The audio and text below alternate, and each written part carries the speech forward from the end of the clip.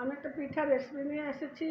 এখানে আটা 3 কাপ, চিনি, লবণ, ডিম, এটা একসাথে মিক্স করব। 3টা ডিম দিলাম।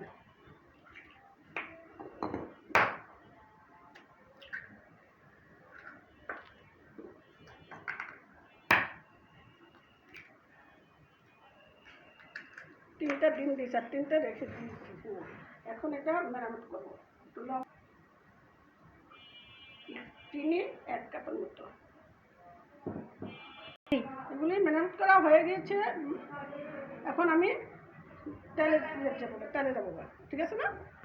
এখন কড়াইতে তেল ঢেলে দেবো। বলেন। এখন 3টা ডিম ভেজে নেব। এখানে 3টি ডিম ভাজা হয়ে গেছে। এখন আমি একটি একটি করে ডিম এখানে দেব। এখন তেলে দিয়ে দেব। এখন আবার এটা তেলে চুবিয়ে দেবো, দিয়ে আবার দেব।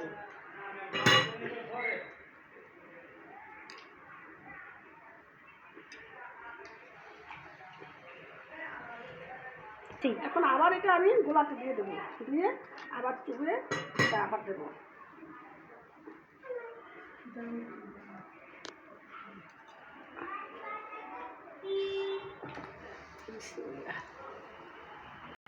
এভাবে 3টা ডিম ভেজে নেব।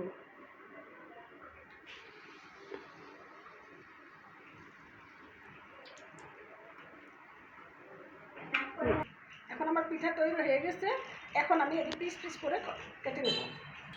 এবার আমি দেখাবো এবার কীভাবে পিস পিস করে কেটে ফেলব।